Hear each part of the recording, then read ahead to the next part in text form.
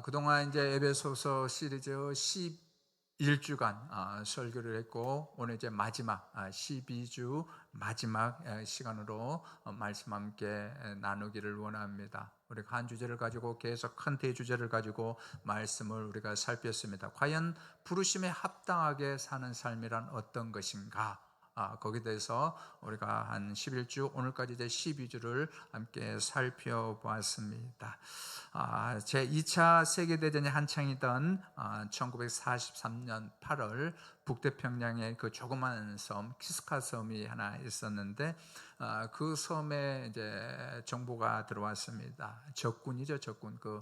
일본군이 주둔하고 있다라는 그 정보가 이제 들어왔습니다. 그래서 미군과 이 캐나다 연합군이 이제 구성이 되었습니다. 병력이 어느 정도였느냐, 3만 4천 명, 대단한 그런 그 연합군들이 구성되어 가지고 상륙 작전을 이제 감행을 하게 됩니다. 그러니까 얼마나 많은 그 병사들입니까? 그 섬을 이제 완전히 다 포위하고, 그렇지만 이제 처음 그 섬에 왔기 때문에 군사들이 알지라도 긴장하면서 이렇게 그 땅을 차근차근 이렇게 밟아갔습니다.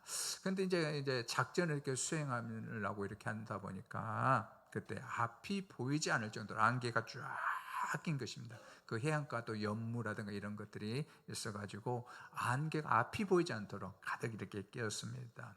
그렇지 않겠습니까? 처음 맞고 안개가 이렇게 껴가지고 언제 적군이 나타날지 모르는 그런 두려움들, 그런 공포감이 군들 사이에 이렇게 밀려왔습니다. 아니나 다를까 조금 있다 보니까 총성을 울리고 누군가가 외쳤습니다. 적군이다, 적이 나타났다. 그런 외침이 그 안개의 그 모든 고요함들을 깨뜨렸습니다.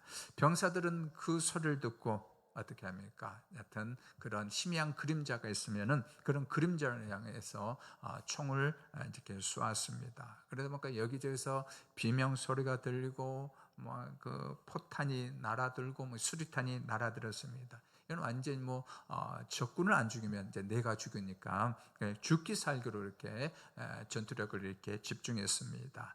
다 저쪽도 마찬가지고 이쪽도 마찬가지고 다 적군들이라고 이렇게 생각을 하면서 그 전쟁을 이제 임했습니다. 그러면서 이제 다음 날 이제 전쟁의 그 포화라든가 이것 좀 잠잠해지고 안개가 이제 걷혔을 때에 그때 이제 살아남은 이 생존 병사들이 이제 충격을 받았습니다. 왜냐하면은 그들이 밤새 동안 싸웠던 대상이 적군 일본군들이 아니라 다른 쪽에서 반대쪽에서 상륙해 침격해 들어오는 그런 아군이었던 것입니다. 그러니까 어떤 말이죠? 아군들끼리 밤새도록 그렇게 싸웠던 것입니다. 놀라운 사실은 그때 이미 일본군들은 다 철수를 한 상태였습니다. 그 섬을 다 떠난 상태였습니다. 연합군은 보이지 않는 그 안개 그리고 두려움 속에서 서로를 적군으로 오해를 하고 그리고 교전을 하면서 수많은 그런 사상자를 발생한 그 전쟁의 역사가 있었습니다. 이처럼 전쟁에서 가장 위험한, 물론 이제 그 다른 적들이 엄청난 활약이 있을 때도 위험하지만은 더 위험한 일은 무엇인가? 적을 잘못 보는 그런 상황입니다. 이게 적군인지 아군인지 모를 때에 그때 위험한 일이 생깁니다. 전쟁 역사에 보면 이런 일들이 종종 이렇게 있는 것을 보게 됩니다. 여러분들 한번 생각을 해보세요. 적을 잘못 보면 어떻게 합니까? 마땅히 싸워야 될 대상은 놓치고 함께 지켜줘야 되고 함께 격려해줘야 되고 함께 세워줘야 될 그 대상을 공격하게 된다는 것입니다. 그럼 마귀는 어떻습니까? 바로 이 방식을 이용해 가지고 우리 가정과 우리 일터와 이 사회와 이 나라와 심지어는 교회 안에도 오해를 불러일으킵니다. 또 분열을 불러일으킵니다. 자, 지난주 우리는 에베소 5장을 통해서 가장 친밀한 그런 관계인 부부를 함께 우리가 한번 살펴봤습니다. 결혼에 담긴 부르심의 비밀이 무엇인지를 우리가 함께 말씀을 나눴습니다. 가장 가깝죠. 남편과 아내는 어떤 존재라고 했습니까? 바로 그리스도에 대한 사랑과 교회의 어떤 순종을 통해 그래서 함께 이 비밀을 드러내도록 부르심을 받은 존재라는 것을 함께 말씀을 나눴습니다. 자, 그런 다음에 우리가 살펴보진 않았지만 이어지는 말씀이 부모와 자녀의 관계, 그죠? 자녀의 관계. 그리고 또 6장 5절에서부터 9절에 나온 주인과 종의 관계, 일반적인 사회적인 그런 관계인데, 그 관계를 차근차근, 그러니까 부부 관계를 말하고 부모와 자녀 관계 가장 가깝습니다. 그런 다음에 우리 일반적인 그 사회의 어떤 관계를 말한 다음에 에베소서 마지막 부분, 오늘 말씀을 보면 끝으로라고 되죠. 끝으로라고 되어 있습니다. 그러니까 마지막에서 이 사도 바울이 뭘 언급하고 있냐면 좀 생뚱맞는 그 내용을 언급하죠. 영적 전쟁을 언급하고 있습니다. 여러분, 마지막이면 어떻게 합니까? 축복을 해주고 또 격려를 해주고 또 위로의 말씀들을 전해주면서 편지를 마무리를 해야 되는 게 맞아요. 그런데 사도 바울이 이제까지 말씀하고자 하는 그 모든 것들을 이제 놔두고 계속 이제 기다리고 있다가 마지막에 이렇게 얘기를 하는 거예요. 그게 뭐냐면은 영적 전쟁에 대해서 얘기를 하고 있다라는 거예요. 여러분, 왜 사도 바울이 지금 이 마지막 부분에 와가지고 그렇게 영적 전쟁을 언급을 하고 있는 것일까요? 그러면 가장 사랑하는 부부, 그리고 부모와 또 자녀의 그 순종하는 그 관계, 그리고 서로 섬겨줘야 될 주인과 종의 자리에서 늘 일어나는 게 있습니다. 뭐냐면은 영적인 저항이 일어난다. 여러분, 우리 꼭 잊지 않기를 원합니다. 늘 여러분들 부부관계가 늘 화평한 건 아니에요. 부모와 자녀 관계 늘 화평하지 않습니다. 성도와 성도 관계 늘 여러분 화평하지 않습니다. 그리고 주인과 종의 관계 똑같습니다. 거기에서 늘 일어나는 게 무엇일까요? 영적인 저항이 반드시 일어난다. 늘 일어난다네.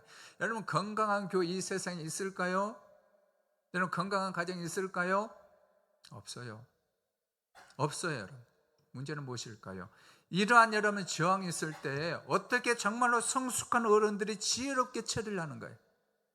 그것을 잘 지혜롭게 처리하면은 다시 한번 건강한 교회, 건강한 가정으로 세워지지만은 이걸 잘못 처리해가지고 무너지게 하는 경우들이 있다라는 거예요. 저도 이 그 부교육자 때의 영적인 그런 어떤 저항에 대해, 이 전쟁에 대해 가지고 별로 이렇게 관심을 가지지 않았습니다. 별로 관심을 가지지 않았어요. 근데 제가 이 영적인 이 전쟁에 대해서 눈을 뜬 게 언제였느냐면은 그 선교기관에 GMS 가가지고 그 현장에서 제가 이렇게 눈을 떴어요. 많은 선교했던 현장들을 듣고 보고, 또 선교사 자녀들의 어떤 일어난 일들, 중독들이라든가 우울증 이런 부분들 그 이기지 못해가지고 이렇게 떨어지는 그런 일들 보면서 이건 아무리 생각해 답이 안 나요. 답이 나오지 않대. 이건 어떻게 답이 안 나요. 인간적인 방법으로 해도 답이 안 나요. 그때 제가 깨달은 것이 뭐냐면 그 뒤에 있는 어떤 세력들을 보게 된 거예요. 선교 현장에서도 마찬가지고. 선교사, 여러분, 선교사들이 가장 선교 현장에서 힘들어하는 게 뭔 줄 아세요? 뭐냐면은 어떤 후원 부분도 있고 어떤 건강 부분도 있는데 동료와의 갈등이에요. 동료와의 갈등. 네가 먼저 하냐, 내가 먼저 하냐. 내가 선배고 너는 후배인데 왜 자꾸 이렇게 하냐. 갈등이에요. 여러분, 근데 그 갈등을 뭐가 조장할까요? 선교사를 조장할까요? 아니죠. 뒤에 여러분 어둠의 세력이 있나요? 그러면서 어떻게 하는 걸까요? 하나님의 나라가 확장되지 않도록 자꾸 그렇게 한단 말이에요.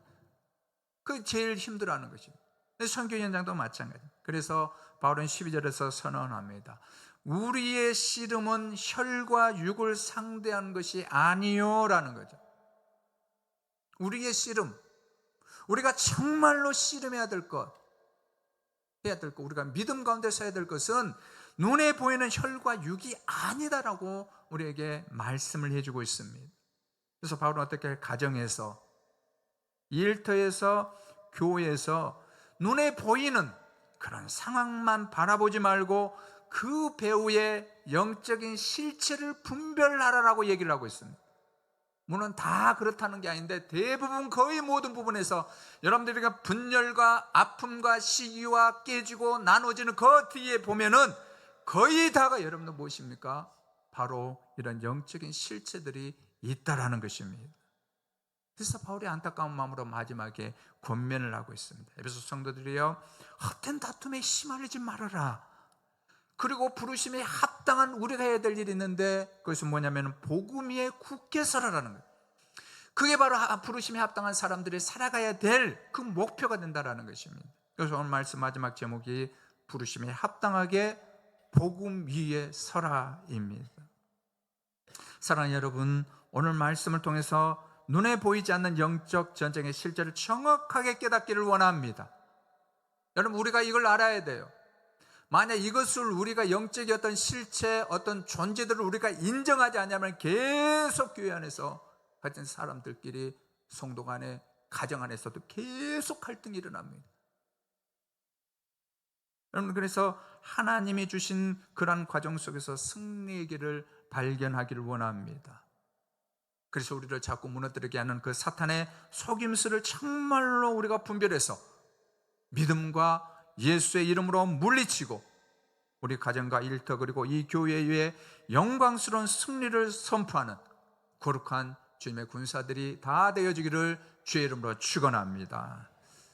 자, 그렇다면 우리가 어떻게 해야 영적 전쟁의 실체를 우리가 올바르게 분별해서 우리 가장 사랑하는 우리 가정 안에, 우리 또한 가족들, 또 우리 일터 가운데, 그리고 여러분들 우리가 정말로 우리가 주님 앞에 설 때까지 우리가 몸담아야 될 이 동강교회 안에서 우리가 복음 위에 어떻게 여러분들 우리가 굳게 설 수 있을까요? 저는 이 말씀을 전하면서 우리 성도님들 한 분 한 분 바라보면서 제가 하나님 앞에 기도했어요. 하나님, 우리 성도님들 정말로 어둠 가운데 서지 않도록 도와주시고 언제나 빛 가운데 진리 가운데 서게 하여 주옵소서라는 말씀, 이 마음 가지고 말씀을 준비했습니다. 여러분 정말 원합니다. 정말 여러분들 어둠 가운데 무너뜨리는 곳에 여러분 동참하지 않기를 원합니다. 여러분 세워주고 격려하고 교회가 여러분들이 잘 되는 그런 일에 마음을 모아주는 우리 귀한 권속들 다 되어지기를 다시 한번 주의 이름으로 축원합니다. 그 첫 번째는 우리 싸움의 영적 실체를 바로 분별하십시오. 우리 한번 같이 한번 읽습니다. 자, 시작. 우리 싸움의 영적 실체를 바로 분별하십시오. 아멘. 오늘 이 자리에 아까도 얘기했던 것처럼 올라오신 성도들 분명하게 여러분들이 그 인지를 하시길 바랍니다. 우리는 눈에 보이는 것만 있지 않은 거예요. 반드시 여러분들 우리 영적 실체들이 있다라는 것. 그러나 여러분 너무 두려워하지 않기를 원합니다. 이제 말씀을 통해서 우리가 답을 얻게 되겠지만은 이 어둠의 권세보다도 더 능력 있고 더 권세 있고 이미 승리하신 분이 누구십니까? 예수 그리스도인 줄 믿습니다. 그래서 두려워 않고 여러분들 말씀 듣기를 원합니다. 요즘 우리는 이 전쟁이라는 이 단어가 낯설지 않는 그런 시대에 우리는 살고 있습니다. 뭐 러시아 우크라이나 전쟁, 미국과 이란 전쟁, 여러분 이런 많은 전쟁들이 있지 않습니까? 그런데 오늘 바울이 우리에게 말하는 전쟁은 그게 육안으로 보이고 또한 뉴스에서 보이는 그런 전쟁보다도 다 깊이 자리 잡고 있는 그 깊은 그 싸움을 우리에게 말씀해 주고 있습니다. 우리 10절 말씀 같이 한번 읽습니다. 자, 시작. 우리의 씨름은 혈과 육을 상대하는 것이 아니요 통치자들과 권세들과 이 어둠의 세상 주관자들과 하늘에 있는 악의 영들을 상대함이라. 아멘. 자, 여기 보면은 이제 사도 바울이 12절에서 얘기를 하고 있는데 우리의 전쟁은 이라고 표현하지 않았어요. 어떻게 표현하고 있습니까? 우리의 씨름이라고 했다. 우리의 전쟁이 아닙니다. 우리의 씨름은 이라면서 영적인 전쟁을 정의를 하고 있는데, 여러분 전쟁은 어떻습니까? 고리가 이제 멀리 떨어져도 뭐 드론 요즘 그죠? 뭐 드론 막 날리고 뭐 미사일 날리고 뭐 폭격하고 뭐 그렇게 하는데, 씨름은 어떻습니까? 가장 가까운 거죠. 삿바죠, 삿바. 그죠? 씨름 아시죠? 그 가장 가까운 거예요. 가장 가까운. 그러니까 그 가장 가까운 사람들과 있을 때에 혈과 육의 싸움이 아니다라는 거예요. 혈과 육의 싸움이 아니다라는 거예요. 그게 아니라 어떻다는 거예요? 말씀 보니까 통치자들과 권세들과 이 어둠의 세상 주관자들과 하늘에 있는 악한 영들을 상대함이다라고 얘기를 하고 있습니다. 여러분 여기 보면 여러 명칭들이 나와요. 통치자들, 권세들, 이 어둠의 세상 주관자들, 하늘에 있는 악한 영들이라 라고 되어 있는데, 한마디로 그것입니다. 사단이고 그 졸개인 마귀다라는 거예요. 사단, 마귀가 어떻게 하나요? 성도들을 또한 교회를 대적하기 위해서 계속적으로 그런 일들을 한다라는 것입니다. 여러분 마귀가 우리 눈에는 보이잖아요. 뭐 옛날에 저희 때 같으면 전설의 고향 아시죠? 뭐 전설의 고향처럼 막 머리 풀고, 우리나라 또 귀신들은 머리는 맨날 풀려. 또 유럽 귀신들은 여기 이빨 하나에 드라큘라가 저저저저. 그게 아니고 어떻게 하느냐면은 오늘 여러분들 정치 속으로 들어갑니다. 경제 속으로 들어가요. 사회 속으로 들어갑니다. 문화나 예술까지 여러분 들어갑니다. 이게 안 믿어지십니까? 어떻게 여러분들 히틀러가 60만이 되는 유대인을 죽일 수가 있겠어요? 그 사람 정신을 할 수 있겠어요? 안 돼요. 그러나 조장합니다. 어떻게 김일성이 그 수많은 북한의 여러분들 동포들 죽일 수가 있고 남한을 침략해가지고 수십만 명의 여러분들 이 인구들 죽일 수 있는 그 전쟁을 일으킬 수가 있습니까? 인간적으로는 안 됩니다. 그런 일들이 일어나는 거죠. 그래서 여러분들 우리가 정치에 대해서 우리가 기도해야 되는 거죠. 올바른 하나님의 주권이 나타나도록. 또 여러분들 경제도 마찬가지죠. 사회, 문화, 예술까지는 마찬가지. 하나님께서 이런 영역들을 다 세워줬을 때에 어떻게 하는 거야? 하나님의 나라가 정치라든가 경제, 사회, 문화, 예술 그런 모든 부분 가운데 하나님의 나라가 일어나기를 그렇게 다 해서 그렇게 세웠고 재능을 줬습니다. 그런데 어떻게 합니까? 어둠의 권세들이 왜곡을 시키는 것입니다. 하나님을 찬양하고 하나님을 돋보이는 그런 모든 것들을 왜곡을 시켜요. 그래서 하나님이 보이지 않게 합니다. 사람만 보이게 합니다. 그리스도와 멀어지게 합니다. 그러면서 서서히 어떻게 합니까? 교회를 떠나게 하는 것입니다. 바로 이런 악한 영도가 상대하는 것이 우리 그리스도인의 싸움입니다. 여러분 성경에서 우리를 늘 예수 믿으면 쉴만한 물가와 푸른 초장으로 인도해 주겠다라고 하나님께서 약속해 주시는 않았습니다. 물론 우리에게 그런 위로가 필요하고 그런 약속들이 있는 곳이 있지만은 늘 그렇지만 않습니다. 우리 주님은 어떻게 말씀하고 있습니까? 나를 따르거든 자기 십자가를 지고 가라라고 했습니다. 또 주님을 따르는 길이 어떤 길이라고 했습니까? 넓은 길이 아니다고 말씀했습니다. 어떤 길입니까? 좁은 길이다라고 얘기해요. 그 좁은 길을 어떻게 해요? 십자가를 지고 가야 되는 그곳이 바로 믿음의 길이라는 것입니다.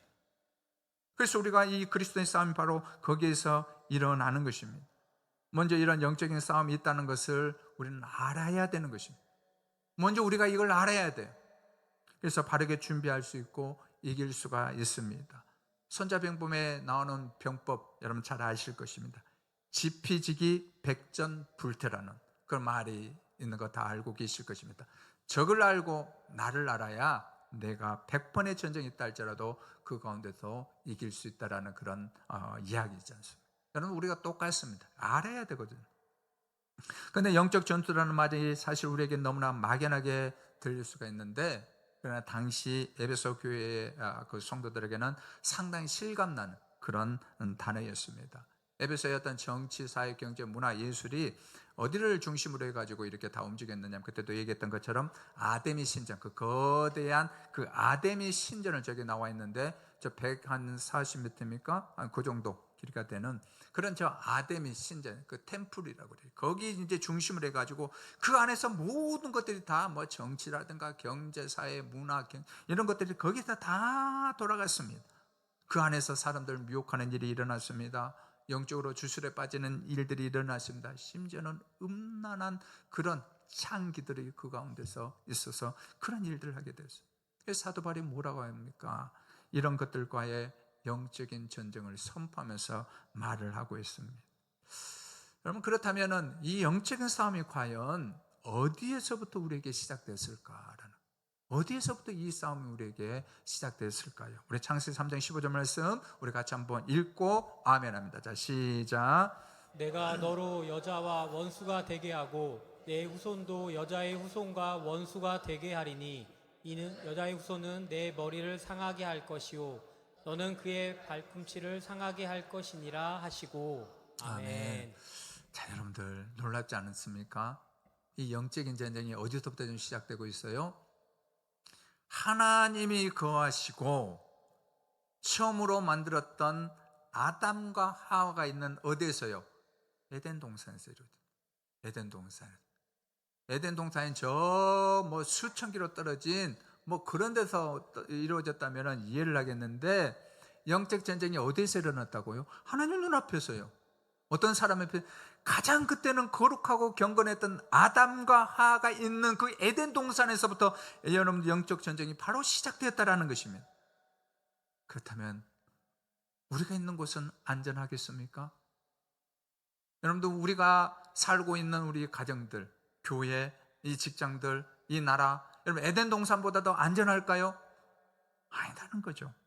자, 그래서 하나님께서 명하십니다. 여자의 후손은 사단의 머리를 상하게 할 것이요 사단은 여자의 후손의 발꿈치를 상하게 할 것이다라고 얘기했습니다. 그래서 바로 예수 그리스도에 대한 예언이죠.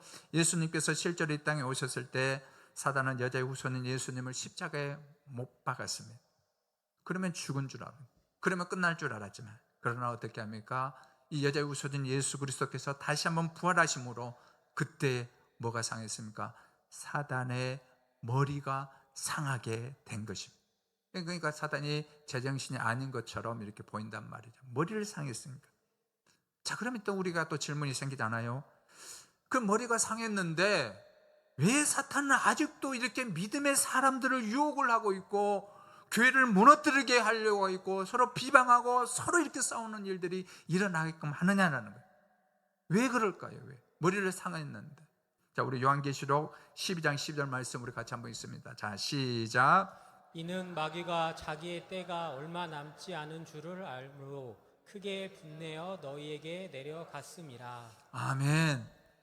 여러분들 혈기 부리고 시기하고 싸우려고 할 때 꼭 이 말씀 기억하기를 원합니다. 어떻다고요? 요한계시록 12장 12절. 이는 마귀가 자기의 때가 얼마 남지 않는 줄 알므로 크게 분내어 너희에게 내려갔습니다. 무엇일까요? 최종한다라. 언제까지요? 주님 오실 그날까지. 주님 오실 때. 그러나 우리 사랑하는 성도 여러분, 주님은 반드시 오십니다. 할렐루야. 성경에 요한계시록에 있는 그대로 구름 타고 우리 주님은 분명히 오실 것입니다. 그때까지 어떻다라는 거예요? 그렇게 공격을 하고 있다라는 것입니다. 자, 그런 이런 와중에 우리가 살고 있는데 여러분들 성도들 대적하는 것이 얼마나 교묘한지 한번 보기를 원합니다. 우리 11절 말씀 또 봅니다. 자, 시작. 마귀의 관계를 능히 대적하기 위하여. 아멘. 자, 이 땅 가운데 있는 마귀가 어떻다고요? 관계라고 얘기를 해요. 관계는 어떤 거냐면은 즉각적으로 빈틈이 있을 때 공격을 확 하는 게 아니고 약점을 연구한다라는 거예요. 저 사람은 정욕에 약해, 저 사람은 자녀에 약해, 저 사람은 돈에 약해, 저 사람은 감정에 약해. 이런 것들을 어떻게 연구합니다. 그러면서 어떻게 하는 걸까요? 반복적으로 공격합니다. 사단이 여러분들 그 사람 한번 공격했을 때 넘어지지 않잖아요. 그럼 몇 번 할까요? 2번. 어떨 때는 1년만 할 수도 있지만 어떨 때는 10년 후에 할 수도 있어요. 어떨 때는 언제 할까요? 40년 후에 할 수도 있다는 거예요. 여러분 다윗을 한번 보시길 바랍니다. 다윗의 바세바 사건은 어느 날 갑자기 일어나는 게 결코 아닙니다. 다윗은 어떻게 이 일이 일어났습니까? 왕들이 나갈 때 예루살렘 머물러.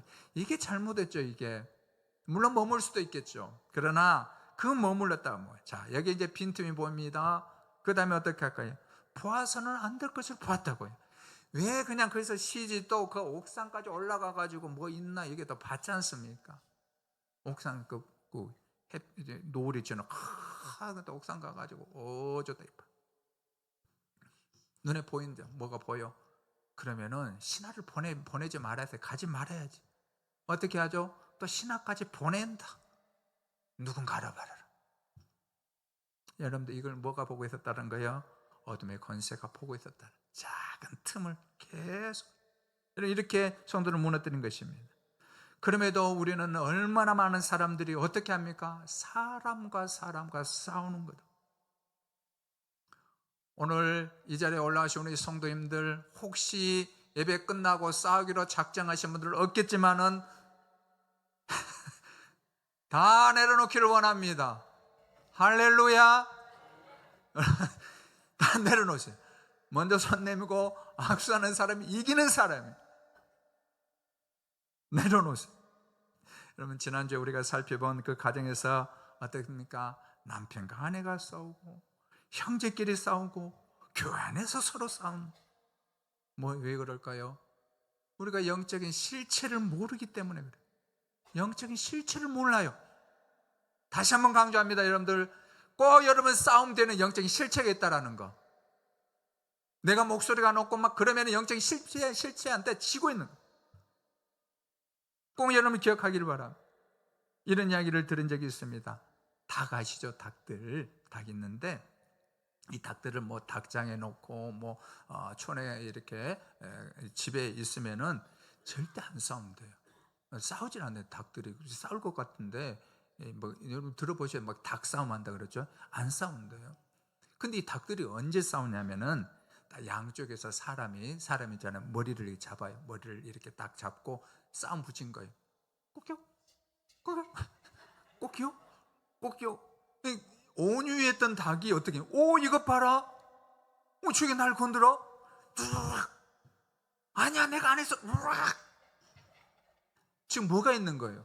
닭 뒤에 사람이 그 닭 머리를 잡고 이렇게 부딪히고 있는데 눈에서 닭 머리만 본 거예요. 앞에 있는 머리만 보고 오 저것 봐라 저것 봐라 싸우는 거예요. 여러분들 마귀의 관계가 이렇다라는 것입니다. 마귀는 어떨까요? 절대 앞에서 너를 조정하지 않습니다. 뒤에서 오해를 만듭니다. 뒤에서 생각과 감정으로 분노를 일으키게 합니다. 그리고 우리 회복되지 않는 그 상처를 건드립니다. 그런데 우리는 그 배우의 손을 전혀 보지 못하고 마치 눈앞에 있는 사람이 나를 공격하는 것처럼 원수로 삼아서 그렇게 합니다. 그래서 어떤 일이 일어날까요? 그래서 바울이 얘기하는 거예요. 부부 얘기를 하고 부모와 자녀 얘기를 하고 성도와 성도 얘기를 하고 주인과 종의 얘기를 그렇게 하지 말아라. 그렇게 하지 말아라. 그래 우리가 부르심에 합당한 평안의 복음을 신고 우리가 갈 수 있다라고 얘기를 해주고 있는 것입니다. 사랑하는 여러분, 우리의 싸움의 영적 실체를 정말로 분별하기를 원합니다. 여러분 사탄은 실체입니다. 지금도 성도와 교회를 여전히 흔들려고 합니다. 그러나 여러분들 그것보다도 더 확실한 것은 예수 그리스도가 우리 가운데 살아계신 줄 믿습니다. 십자가도 우리 가운데 살아계신 줄 믿습니다. 부활도 역사적인 사실인 줄 믿습니다. 우리 주님 다시 오실 줄 믿습니다. 그러므로 그들은 이미 예수 그리스도 안에서 패배한 세력들입니다. 그러므로 우리는 사람을 원수로 삼아서 싸우는 사람들이 결코 아닙니다. 이미 승리하신 그리스도 안에서 영적 실체를 바로 분별하여 승리에 굳게 서는 우리 귀한 권속들 다 되어지기를 주의 이름으로 축원합니다. 두 번째는 하나님의 전신갑주를 입으십시오. 우리 한번 읽어봅시다. 시작. 하나님의 전신갑주를 입으십시오. 아멘. 자, 우리가 분별했잖아요, 그죠? 영적 실체들이 이런 것이구나. 우리를 공격하고 있거나, 자, 분별했다면은 이제 맞서야 되지 않겠어요? 자, 맞서려고 하는데 하나님께서 귀한 것을 우리에게 주었습니다. 뭐냐면은 그냥 전신갑주가 아닙니다. 어떤 거요? 하나님의 전신갑주라고 합니다. 그냥 전신갑주 아니에요. 하나님의 전신갑주. 이게 중요해요. 어떤 세상의 이론이나 뭐 이런 방법들 그것보다도 뭐예요? 하나님의 전신갑주. 자, 11절과 13절 두 번이나 강조를 하고 있습니다. 하나님의 전신갑주를 입으라. 또 하나님의 전신갑주를 취하라. 하나님의 전신갑주를 얘기를 하고 있습니다. 자, 여러분 왜 이렇게 강조를 하고 있는 것일까요? 왜 이렇게 강조를 하는 것일까요? 영적인 전투가 그만큼 치열하다는 것입니다. 정말로 치열하다는 것입니다. 그래서 하나님을 의지해야만 우리가 이길 수 있다라고 얘기를 하는 것입니다. 하나님의 전신갑주란 그냥 결론적으로 말씀드리면 뭐냐면 예수 그리스도이십니다. 여러분 물론 우리가 시편 1편에 있는 것처럼 악인들의 꾀를 따르지 않고 죄인들의 길에 서지 않고 오만한 자의 자리에 가능하면 가지 않으려고 합니다. 그럼에도 불구하고 그것이 우리에게 100%의 승리를 가져두느냐, 그게 아니다라는 거예요. 승리는 무엇입니까? 하나님의 전신갑주를 입을 때에 하나님께서 우리가 예수 그리스도의 은혜를 덧입도록 해주실 때에 그때 우리 가운데 승리가 주어집니다. 왜 그럴까요? 우리가 싸우는 상대는 결코 만만한 상대가 아닙니다. 어느 정도로 강력할까요? 옛날에 아담을 어디서요? 에덴 동산에서 무너뜨린 그런 여러분 사탄 아닙니까? 심지어 하나님의 아들이신 모든 것들 폭풍을 잠잠하게 하고 귀신을 쫓아낸 그 예수님이 광야에서 40일 동안 금식할 때 떡으로 유혹했던, 또한 명예로 또한 유혹했던 그런 존재, 세상의 영광으로 시험했던 그런 자가 아닙니까? 베드로도 그렇게 다짐했습니다. 예수님 부인하지 않겠습니다 라고 했는데 십자가 앞에서 예수님을 3번이나 부인하게 만든 그런 존재가 사탄 아닙니까? 여러분 기독교 2000년 역사에서, 성경의 역사에서 위대한 사람들이 대부분 무너지는 이유가 무엇일까요? 이 사탄의 역사로 말미암아 한두 번 넘어진 사람들이 아니겠습니까? 그래서 그 사탄의 능력을 알기 때문에 너희들은 의지와 너희들의 결단으로만 만족하지 말고 뭐라는 거예요? 하나님이 주시는 그 전신갑주를 입고 상대하라고 말씀하고 있습니다. 자, 그렇다면 하나님께서 주시는 하나님의 전신갑주가 구체적으로 어떤 것일까요? 우리 17절에 썼던 17절 말씀, 14절에 썼던 17절 말씀 우리 같이 한번 읽습니다. 시작. 그런즉 서서 진리로 너희 허리띠를 띠고 의의 신경을 붙이고 평안의 복음이 준비한 것으로 신을 신고 모든 것 위에 믿음의 방패를 가지고 이로써 능히 악한 자의 모든 불화살을 소멸하고 구원의 투구와 성령의 검 곧 하나님의 말씀을 가지라. 아멘. 아멘. 자, 바울이 지금 뭐 6가지 무기를 가지라, 그걸 애호라라는 그런 뜻이 아닙니다. 아까도 얘기했던 걸 좀 가르치는 게 뭐라는 거죠? 예수 그리스도인데, 여기 허리띠를 가져라라고 했죠. 허리띠. 허리띠 어떤 허리띠입니까? 진리의 허리띠. 진리는 누구일까요? 예수 그리스도인 줄 믿습니다. 우리 진리가 되신 예수 그리스도를 꽉 붙들어다 가정에서든지 자녀의 관계에서든지 일터에서든지 무엇을 하든지 간에 예수 믿는 것은 받은 증거 참 많도다. 그 붙들어라는 것입니다. 다음 호신경, 가슴을 보호해주는 그 호신경은 어떤 거죠? 의의 호신경. 내가 하나님이 이렇게 경건한 생활을 했습니다. 내가 이렇게 의로운 생활을 했습니다. 그거 믿지 말아라. 뭐라는 것입니까? 예수 십자가의 의를 붙잡아라. 우리를 의롭다고 인쳐주신 그 예수 그리스도의 의를 의로움으로 여겨라라는 것입니다. 다음 복음의 신을 신어라. 어떤 복음의 신은요? 평안의 복음의 신을 신어라라는 거예요. 분열을 일으키고 막 이간질하고 그런 신이 아니라 우리가 예수님을 믿고 부르심에 합당한 사람이 되면은 내가 갈 때마다 거기에 여러분 화평이 넘치고 웃음이 넘치고 기쁨이 넘쳐야 될 줄 믿습니다. 어제 우리가 했던 행복 나눔 반찬 가게처럼, 아이고, 어제 어떤 분이 그러더라고요. 목사님, 비가 와서 그 정도였지 비 안 왔으면 우리 다 떨어졌습니다. 음식들 다 떨어졌. 너무나도 좋았어요. 여러분 그렇죠. 그런 화평의 모습. 또 하나는 방패를 가져라라는 거예요. 어떤 방패를 가져라라는 거죠? 믿음의 방패를 가져라. 우리 믿는다고 의심이 안 생깁니까? 불안이 안 생깁니까? 생기지만 그런 불화살이 온다고요. 우리라고 여러분들 암에 안 걸릴까요? 우리라고 여러분들 교통사고 안 날까요? 우리라고 여러분 자녀들이 힘들어하지 않을까요? 그렇지만 그런 불화살이 올 때에 두려워하지 말라. 내가 너와 함께함이라. 놀라지 말라. 나는 내 하나님이라. 내가 너를 치료해 주겠다. 두려워하지 말아라. 이 약속의 말씀 붙들고 나아가는 것입니다. 그게 무엇일까요? 믿음의 방패입니다. 하나님의 구원의 투구를 반드시 써라. 사탄이 그러지 않겠어요? 아이고, 네가 그러고도 하나님의 자녀냐? 간두어. 네가 그런다고 그렇게 네가 동방교회 다닌다고, 아이고 아서라 말아라. 사탄이 그렇게 한다고요.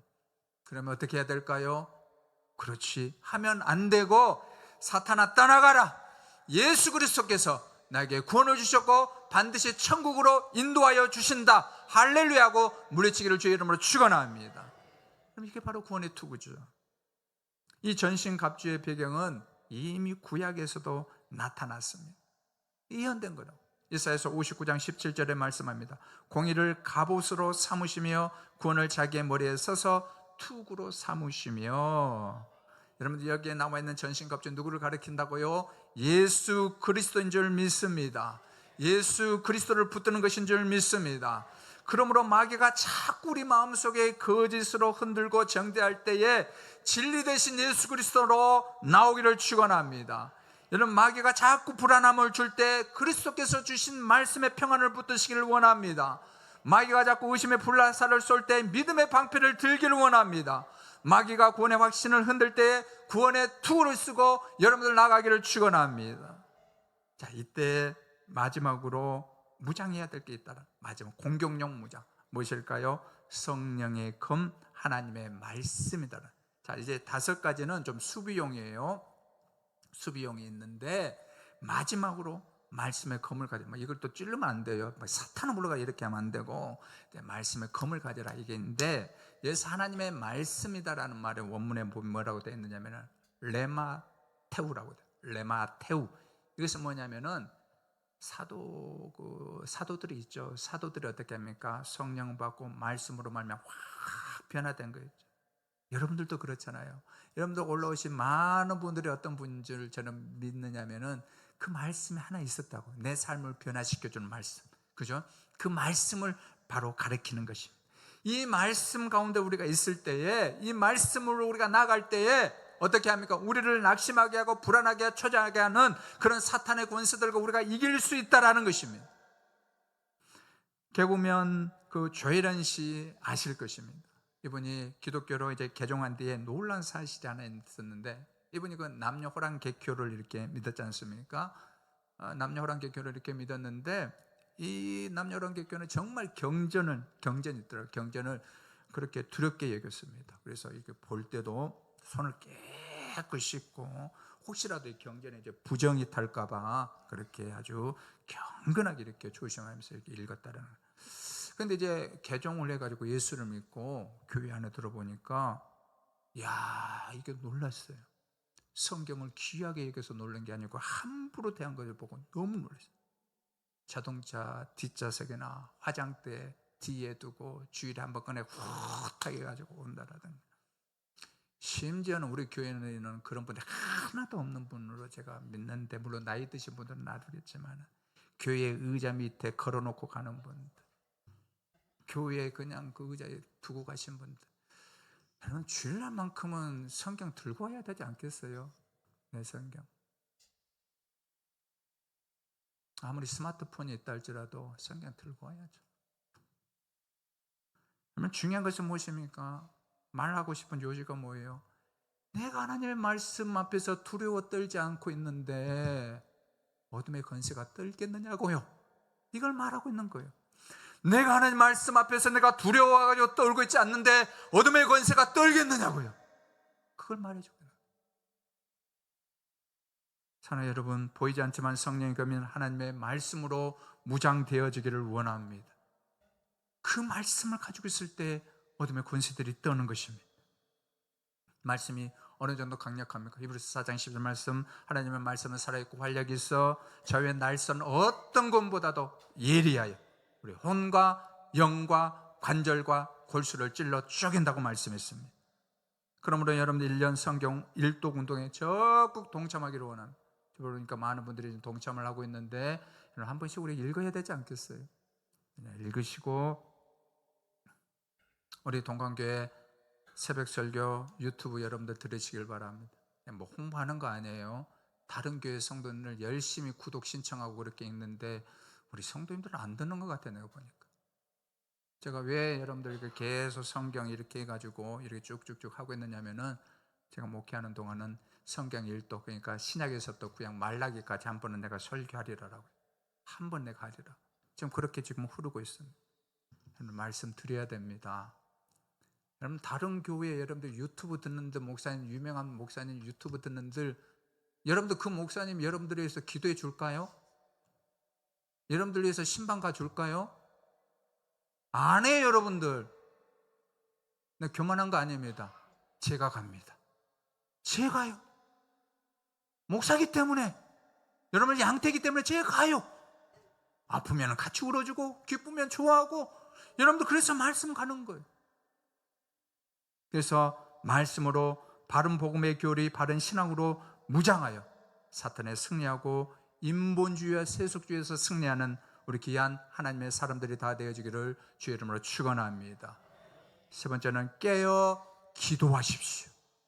우리 한번 읽습니다. 시작. 깨어 기도하십시오. 아멘. 자, 하나님의 전신갑주를 입은 사람 얼마나 불편해요, 그죠? 한번 상상해 보세요. 막 방패 들고 흉배 붙이고, 그죠? 갑옷 칼 들고 이런데 그 싸우라라고 하면 얼마나 좋겠어요. 어떻게 합니까? 멈춰라, 기도해라, 기도해라. 자, 우리 18절 말씀 같이 읽습니다. 시작. 모든 기도와 간구를 하되 항상 성령 안에서 기도하고 이를 위하여 깨어 구하기를 항상 힘쓰며 여러 성도를 위하여 구하라. 아멘. 우리가 매주 교회 와서 예배를 드리고 설교를 듣는 이 시간은 어떤 거냐면은, 한 주 동안 여러분들 전신 갑주를 입고 있었는데 세상 살 때 뭐 찢길 수도 있고 화살 맞을 수도 있고, 그렇죠, 헤어질 수도 있을 때에 그 전신갑주를 가지고 와가지고 수선하는 거예요. 어디 떨어진 데 없나, 상한 데 없나, 말씀 듣고 찬양하며 기도하면서 이렇게 수선하는 것입니다. 자, 그렇게 하고 나서 어떻게 하면 일주일 그냥 가지 말고 어떻게 해야 돼요? 여러분들 해야 될 일이 있어요. 어떻게 하는? 깨어 기도하는 거예요. 깨어 기도해야 되는 거예요. 기도만이 영적 승리의 비결을 사도 바울이 알았기 때문에 강조한 것입니다. 이런 사도 바울이 그렇게 모든 말씀들을 가지고 있고 기도에 힘썼다면은 우리는 얼마나 기도해야 되겠어요. 그리고 감옥에서 사도 바울이 기도한 그 기도 제목을 한번 보시길 바랍니다. 우리 19절 말씀 같이 읽습니다. 시작. 또 나를 위하여 구할 것은 내게 말씀을 주사 나로 입을 열어 복음의 비밀을 담대히 알리게 하옵소서 할 아멘. 것이니. 자, 사도 바울이 어떻게 합니까? 에베소 교회 성도들 나를 좀 감옥에서 풀어달라고 기도해라 라고 한 게 아니에요. 저 같았으면 아마 이것도 좀 쓰지 않았을까. 사도 바울은 전혀 그렇게 하지 않아요. 어떻게 합니까? 담대히 복음 전하게 해라. 내가 이 감옥 안에 있다지만 내 담대히 나를 통해서 복음 전하게 해라. 여러분, 우리의 기도 차원하고 얼마나 다릅니까? 무엇이 사도 바울로 하여금 살아도 주를 위해서, 죽어도 주를 위해서, 밥을 먹어도 주를 위해서, 밥을 먹지 않아도 주를 위해서 살 수 있는 그런 사명자가 되게 했을까요? 예수님의 십자가를 만났기 때문에, 예수님의 부활을 만났기 때문입니다. 나를 위해서 피 흘리신 주님을 만났기 때문입니다. 여러분, 오늘 이 자리에 여러분들 예수님 안 만난 사람 누가 있을까요? 그런데 여러분, 우리는 뭘 위해 살아가고 있습니까? 여러분들, 우리도 바울처럼 다메섹 도상에서 예수님 만난 것처럼 우리도 또 만나지 않았습니까? 우리도 여러분들 예수 믿을 때에 이 예배당에 와가지고 눈물 철철 흘리면서 주님, 내가 죄인입니다, 내가 죄인입니다 라고 여러분들 눈물 흘릴 때가 여러분 한두 번이었습니까? 여러분, 직분 받을 때에 여러분들 강단에서 제가 왔을 때 안수할 때도 여러분들 여기서 눈물 흘리는 걸 많이 봤습니다. 그런데 여러분들, 지금 우리는 무엇을 위해 기도하고 있습니까? 우리는 지금 무엇을 위해 지금 살아가고 있습니까? 청년 사역으로 유명한 홍미기 목사님이 과거에 서울에 노량진에 있죠. 노량진 그 수산시장에 그 유명한 교회가 있는 강남교에서 중고등부를 담당했을 때 일입니다. 근데 여름 수련회를 두고 참석자를 확인했는데 학생들이 이제 좀 있어가지고 못 간대요. 왜 못 갔을까요? 여름 학원에 가야 되니까 한 3분의 2가 못 간대. 마음이 막 찢어지는 거, 아픈 거예요. 그래서 이제 학생들 어느 학원에 이제 가는가 이제 조사를 해보니까 하여튼 큰 노량진에 학원들이 많죠. 학원가들이 많아가지고 거기 큰 학원이 있었는데 거기 거의 3분의 2가 간대요. 그래서 학원 그 원장님을 찾아가가지고 건정하거든요. 머리도 크고 몸도 골리앗처럼 생겨가지고 원장님, 이번 수련회 기간에는 우리 아이들 좀 보내주십시오. 이게 눌릴 것 같아요. 그런 식으로 얘기를 했는데 원장님은 안 해요. 목사님, 이 아이들 인생 책임질 거예요? 이 아이들 수능 시험 책임질 거예요? 그러는 거예요. 목사님, 질서라 바로 이어서 어떻게 말했을까요? 깨갱한 게 아니고 책임지겠습니다. 근데 원장님 안 지는 거예요. 못 보내주겠다는 거예요. 말이 안 통해가지고 결국에는 원장실 나오면서 목사님이 선포하듯 말했습니다. 원장님, 제가 성경에 보니까 이스라엘 백성들이 여리고성 주위를 하루에 6번 돌고 마지막에 7번 돌아가 13번 돌았을 때 그 성이 무너졌습니다. 저도 얕은 일주일 동안 이 학원 주를 돌며 간절하게 기도하겠습니다. 그렇게 문 닫고 이렇게 나왔습니다. 나왔는데 대책이 안 쓰는 거예요. 믿음으로 한 얘기도 아니고 이게 그냥 입에서 나온 말로 이렇게 했는데 대책이 안 쓴 거예요. 어떻게 합니까? 목사가 말했으니까 그날 그대로 그 말한 대로 학원을 돌며 기도했습니다. 그 큰 학원을 돌며 기도했습니다. 그리고 일주일 후에 좀 이렇게 좀 미심쩍은 그런 마음으로 원장을 찾아갔는데 자기가 말도 꺼내기 전에 목사님 말도 꺼내기 전에 원장님이 이렇게 하는 거예요. 목사님, 일주일 내내 목사님께서 그 하신 말씀이 제가 의자에 앉아도 들리고 책상에서 업무를 보고 있어도 여리고성이 무너진다 떠나질 않았습니다. 그래서 이 아이들 수련회에 보내주기로 제가 작정했으니까 잘 교육시켜 주십시오 라고 했습니다. 그럼 중요한 것은 이 말이에요. 이 홍민기 목사님 학원 원장을 대상으로 해가지고 기도한 것이 아니고 어떤 말일까요? 다음 세대가 복음을 듣지 못하니까 이 복음을 들어야 되는데 너무나도 안타까운 거예요. 이 마음 가지고 그 영적인 현실을 보고 하나님 도와달라고 하나님께 매달렸을 때 기적이 일어난 것입니다. 여러분, 기도는 실패가 없습니다. 응답 없는 기도는 우리 가운데 없는 줄 믿습니다. 이제 마지막 말씀입니다. 사랑하는 여러분, 부르심에 합당한 삶은 혈과 육을 상대하는 것이 아닙니다. 우리의 싸움의 영적 실체를 바로 분별해서 하나님의 전신갑주를 입고 깨어 기도하기를 원합니다. 이렇게 함으로 복음 위에 굳게 서는 우리 주님의 군사들이, 우리 동강교회 모든 우리 권속들 다 되어주기를 주의 이름으로 축원합니다.